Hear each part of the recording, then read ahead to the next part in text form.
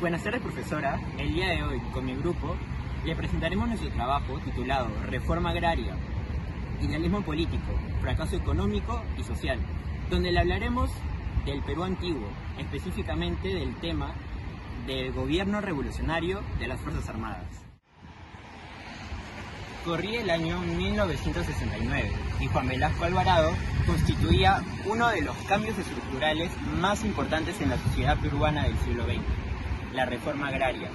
Pero primero, ¿quién fue Juan Velasco Alvarado y cómo éste llegó al poder? El general Juan Velasco Alvarado nació en la ciudad de Castilla, en el departamento de Piura, el 16 de junio de 1909.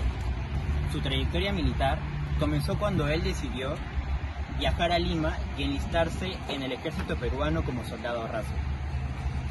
Luego de ello, logró entrar a la escuela militar de Chorrillos y fue ascendiendo en la jerarquía hasta llegar a los altos cargos del ejército peruano.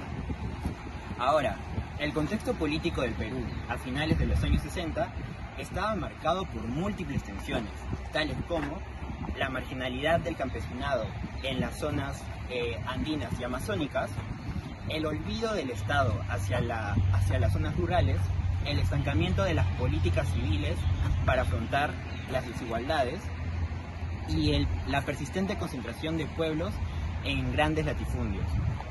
Debido a esto, Juan Velasco Alvarado, ya comandante general del ejército peruano y jefe del Comando Conjunto de las Fuerzas Armadas, decidió dar un golpe de Estado el 3 de octubre de 1968, derrocando así al presidente Fernando Belaúnde Terry y dando inicio al famoso gobierno revolucionario de las Fuerzas Armadas. La toma del poder militar se justificó públicamente bajo el lema de que las instituciones democráticas tradicionales no habían logrado solucionar los grandes vacíos estructurales por los cuales estaba atravesando el país, tales como la dependencia económica, la oligarquía agraria y la exclusión social en amplios sectores. Es por ello que una de las primeras medidas de Juan Velasco Alvarado en su gobierno fue la nacionalización de la refinería de Talara, propiedad de la empresa International Petroleum Company, también conocida como APC, el 9 de octubre de 1968. Esto marcó un giro simbólico y real en la política económica nacional del Perú, dando pase a nuevas reformas, las cuales se dieron con gran éxito. En ese margen, el 24 de junio de 1969 se promulgó la ley número 17.716, o también llamada la Reforma Agraria, la cual tenía como objetivo explícito la redistribución de tierras, la reorganización del régimen de propiedad, elevar la dignidad y participación de los campesinos que históricamente habían sido marginados. De las propias palabras de Juan Velasco Alvarado, y bueno, dicho en varios discursos de gobierno que él tuvo, él veía la reforma agraria como una forma de revolución desde arriba que buscaba romper las bases de la oligarquía agraria tradicional y reorganizar la economía nacional del Perú. Y así fue como Juan Velasco Alvarado no solo gobernó con la fuerza militar, sino que también con un conjunto de reformas, ya sean educativas, agrarias, mineras o petroleras, con las cuales buscaba redefinir la productividad, riqueza y ciudadanía en el Perú, teniendo como eje a la reforma agraria de su gobierno nacional populista y nacionalista, donde se decía que sin democratizar la tierra y la productividad rural no se podría exterminar las estructuras oligárquicas, ni mucho menos desarrollarse como un gobierno autónomo. Y ahora, surge un interrogante. ¿La reforma agraria impuesta por el presidente Juan Velasco Alvarado fue beneficiosa para el Perú en el aspecto político, social y económico? Pues ahora lo veremos. En primer lugar, la reforma agraria de Juan Velasco Alvarado fue quitar el gran poder político que tenían las élites terratenientes en ese entonces y poder dárselas al pueblo. Pero lastimosamente esto fue durante un gobierno militar donde se logró centralizar tanto el poder que ellos tenían y no tener la participación democrática que necesitaba el pueblo. Aunque según él fue una justicia social. Lastimosamente, esto desde varias perspectivas se logró ver que era una forma de control político hacia el ciudadano. Lastimosamente, esto fue una gran mancha hacia el país que logró ser algo fragmentado políticamente. No solamente en este gobierno, hasta gobiernos posteriores. Igualmente, ¿por qué seguirán muchos? Porque no se formaron instituciones sólidas para poder mantener esas reformas cuando el régimen logró caer. Desde el punto de vista económico, la reforma agraria de Juan Velasco Alvarado provocó una fuerte caída en la productividad, generando una crisis en el sector agrícola. Cuando se expropiaron los grandes latifundios, muchas de estas tierras pasaron a manos de comunidades y cooperativas que no tenían experiencia en gestión, generando que bajara la eficiencia y que el país perdiera competitividad en la productividad. Es importante mencionar que el Estado no brindó la capacitación ni los recursos técnicos necesarios para mantener el nuevo modelo. Como consecuencia, nuestro país se volvió más dependiente a la importación de alimentos. Asimismo, es necesario mencionar de que la expropiación masiva generó desconfianza en los empresarios y redujo la inversión privada.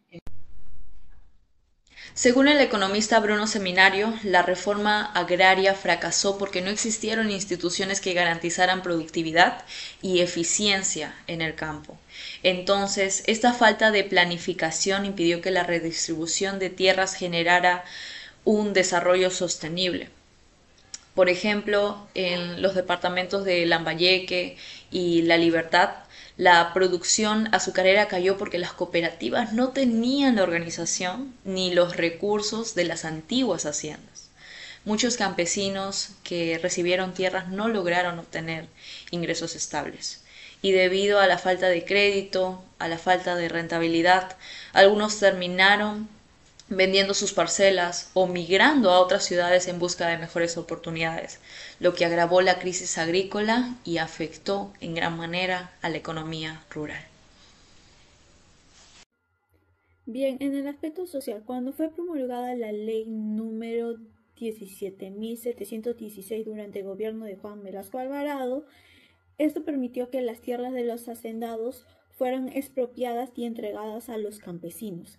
Y con esas tierras los campesinos comenzaron a formar sus cooperativas agrarias, siendo las más importantes las cooperativas agrarias de producción CAP y las sociedades agrarias de interés social SAIS, con el 76% aproximadamente de las propiedades expropiadas entre esas dos cooperativas. Y esto se hizo bajo el lema de Velasco, que decía que la tierra era para quien la trabaja, ya que había muchos terratenientes que no aprovechaban sus tierras realmente. Ahora, según el presidente del Centro Peruano de Estudios Sociales CEPES, Fernando Ejere, en el año 2019, comenta que el principal cambio que se generó en la reforma agraria fue la conquista de la construcción de la ciudadanía. Si bien esto es cierto, ya que fue un avance hacia el reconocimiento del campesino, pero en la práctica no logró mejorar de forma duradera en la situación social. Y también que muchos beneficiarios siguieron enfrentando situaciones precarias y la falta de apoyo tanto técnico como financiero. No se pudo lograr que las cooperativas se consolidaran. Además, el gobierno de Velasco fue una dictadura, mantenía el control autoritario de todo, incluidas las cooperativas y los precios agrícolas. Y esto no favorecía a los campesinos, ya que a veces se establecía un precio y a veces los campesinos invertían más de lo que ganaban. Y supuestamente estas medidas eran para favorecerlos, ¿no?, a ellos, pero al final favorecía al sector urbano. En consecuencia, esto trajo menor productividad agrícola y la desigualdad social no se pudo eliminar en su totalidad, ¿no? Se seguía viendo esa desigualdad en el campo. En conclusión, la reforma agraria de Juan Velasco Alvarado fue fue uno de los intentos más grandes de transformar al Perú en lo económico, social y político. Si bien logró romper con el poder de la oligarquía y dio dignidad a los campesinos al entregarles la tierra, su falta de planificación y poco apoyo institucional fueron su declive en el mantenimiento de la reforma. Las cooperativas no tuvieron los recursos suficientes ni la capacitación adecuada, lo que redujo la productividad y afectó la economía rural. Además, al concentrarse en un gobierno militar, se concentró el poder y se limitó la participación del pueblo. Aún así, este proceso marcó un antes y después en la historia del Perú, recordándonos que los grandes cambios solo perduran cuando se construyen con democracia, preparación y verdadero compromiso con la igualdad. Gracias.